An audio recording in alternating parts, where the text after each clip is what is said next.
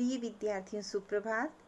आज हम कैदी और कोकिला पाठ, जिसके कवि माखनलाल चतुर्वेदी जी हैं, इस पाठ के प्रश्न और उत्तर कुछ समझेंगे। इस आज के प्रश्न हम पढ़ेंगे। इसमें पहला, दूसरा, तीसरा, चौथा, पांचवा, छठा, आज हम 6 प्रश्नों के अध्ययन करेंगे। पहला प्रश्न, कोयल की कूक सुनकर कवि की क्या प्रतिक्रिया थी? कूक मतलब आवाज।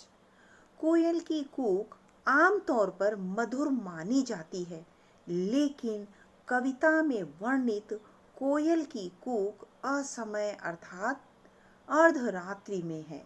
इसलिए असमय कोयल की कूक ने कवि को असहज कर दिया। वह यह सोचने पर विवश हो गया कि अर्धरात्रि में कोयल की कूक का क्या कारण है। कवि सोचता है या तो कोयल पागल हो गई है, या कोई विशिष्ट संदेश देना चाहती है, या उसने कहीं दावानल की तरह फैलने वाली स्वतंत्रता की आग को तो नहीं देख ली, जिसे वह बिना समय गंवाए सबको तुरंत बताना चाहती है। कवि उसकी कूक को समझने के लिए विचलित हो उठता है। विचलित मतलब परेशान हो उठता है। दूसरा प्रश्न, कवि ने कोकिल के बोलने के किन कारणों की संभावना बताई है? उत्तर, कवि ने कोयल के असमय बोलने की अनेक संभावनाएं बताई हैं, जिसमें प्रमुख है कोयल का पागल होना, कोई विशिष्ट संदेश जनमानस तक पहुंचाना, स्वतंत्रता की दावानल की लपटें देखकर इसकी सूचना प्रसारित करना, क्रांतिकारियों के मन में देश प्रेम की भावना जागृत करना। तीसरा प्रश्न, किस शासन की तुलना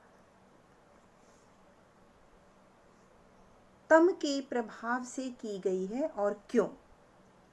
कवि ने अंग्रेजी शासन की तुलना तम माने आप पढ़ चुके हैं अंधकार के प्रभाव से की है, क्योंकि अंग्रेज शासक भारतीयों पर विभिन्न प्रकार के जुल्म कर रहे थे।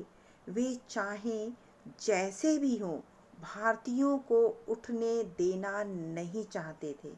मतलब वो चाहे जैसे भी जो भी कार्य कर रहे थे, उनके कार्य तो उनके लिए बहुत अच्छे थे, लेकिन वो भारतीयों को किसी भी तरह से उठने नहीं देना चाहते थे। उनके जुल्म के खिलाफ उठने वाली हर आवाज को वह बर्बरता से कुचल देते थे। स्वतंत्रता सेनानियों को गिरफ्तार कर काल कोठरी में डाल दिया जाता था। तत्पश्चात उन्हें विभिन्न यंत्रणाएं दी जाती थी। उन्हें खाने पीने को कम देकर पशुओं की तरह काम लिया जाता था। जो कार्य पशु करते थे, वह कार्य अंग्रेजी हुकूमत के लोग भारतीय स्वतंत्रता सेनानियों से जेल में करवाते थे। चौथा प्रश्न, कैदी और कोकिला कविता के आधार पर पराधीन भारत की जेलों, पराधीन मतलब जब हमारा भारत देश आज़ाद नहीं हुआ था, उस समय भारत की जेलों में दी जाने वाली यंत्रणाओं का वर्णन कीजिए। यानी जब हमारा भारत देश आज़ाद नहीं हुआ था, उस समय अंग्रेजी सैनिक किस तरह से भारतीयों पर जुल्म करते थे, उन पर शासन करते थे। उत्तर, पराधीन भारत में कैदियों को अमानवीय यातनाएं दी जाती थी। राजनीतिक बंदियों को भी चोरी मतलब राजनीतिक समझते जो स्वतंत्रता संग्राम के सेनानी थे, ऐसे बंदियों को भी चोरों, लुटेरों और राहजनों के साथ रखा जाता था। उन्हें रहने के लिए अंधेरी कोठरी दी जाती थी। उन्हें हथकड़ी से बांध कर रखा जाता था। भोजन भी इतना कम दिया जाता था कि जिससे पेट नहीं भरता था। उनसे पशुओं का काम लिया जाता था। उनसे कोल्हू चलवाया जाता था। इस तरह से भारतीय स्वतंत्रता सेनानियों के साथ अमानवीय व्यवहार होता था। पांचवा, भाव स्पष्ट कीजिए।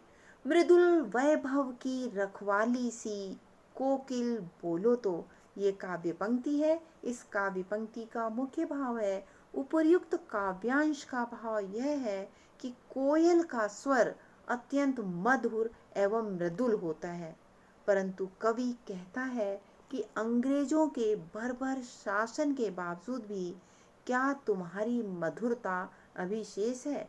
अर्थात अंग्रेजी जो शासन है उन पर इतने अत्याचार कर रहे हैं, उनके साथ अमानवीय व्यवहार कर रहे हैं, उस पर ये जो कवि है कह रहा है कि तुम्हारी अभी कोयल को केंद्र बना के कह रहा है कि क्या अभी भी तुम्हारे गले में मधुरता शेष है, इतना तुम मीठा बोल पा रही हो जो, या तुम अपनी वैभवशाली मधुरता की रखवाली कर रही हो।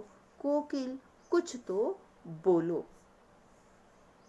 खा है प्रश्न, हूँ मोट, यहाँ पे मोट है बेटा, हूँ मोट खींचता लगा पेट पर जुआ, खाली करता हूँ ब्रिटिश अकड़ का कुआं। उपर्युक्त पंक्तियों का भाव स्पष्ट कीजिए। उत्तर, उपर्युक्त काव्यांश में कवि ने स्वतंत्रता सेनानियों को जेल में दी जाने वाली भीषण यंत्रणाओं का चित्रण किया है।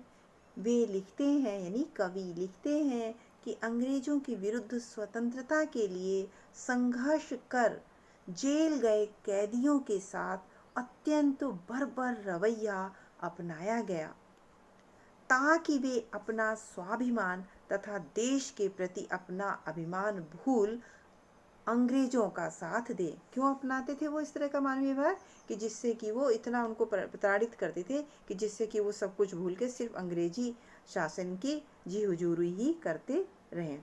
परंतु हमारे वीर स्वतंत्रता सेनानी अंग्रेज अधिकारियों की यंत्रणाओं को खुशी खुशी स्वीकार कर उनके घमंड को तार तार कर रहे थे। खुशी खुशी इस तरह से मतलब जेल में बंद रह करके जो स्वतंत्रता सेनानियों के साथ कार्य करवाए जाते थे, वह कार्य वो बड़े खुशी खुशी करते थे, और वो अंग्रेजी हुकूमत के आगे उन्होंने झुके नहीं थे, अपने घुटने नहीं टेके थे। अर्थात उन्होंने उनके घमंड को चूर चूर किया था। किन्होंने, भारत देश के स्वतंत्रता सेनानियों ने अंग्रेजी हुकूमत के घमंड को तार तार किया था। छठा, अर्धरात्रि में कोयल की चीख से कवि को क्या अंदेशा है, शंका है। अर्धरात्रि में कोयल की चीख सुनकर कवि विचलित हो जाता है, परेशान हो जाता है। वह सोचता है कि क्या कोयल पागल हो गई है, या हम कैदियों की हालत देखकर द्रवित हो उठी है, यानी वो भी दुखी हो उठी है, या फिर उसने देश में दावानल की तरह, दावानल मतलब जैसे जंगल में आग एक जगह लगती है फिर फैलती फैलती चली जाती है, ठीक उसी तरह से फैली क्रांति की ज्वाला, जो भारत देश में स्वतंत्रता के लिए जो क्रांति की आग लगी हुई है, उसको उस कोयल ने देख लिया है और हमें बताना चाहती है, या फिर वह हमारे लिए कोई विशिष्ट संदेश लाई है जिसे तुरंत हमें सुनाना चाहती है। विद्यार्थियों, ये इस पाठ के प्रश्न और इसके उत्तर आपको समझ में आए होंगे। आप अपनी हिंदी की कॉपी में इन सभी प्रश्न और इनके उत्तर को सुंदर ढंग से करेंगे कॉपी में। धन्यवाद।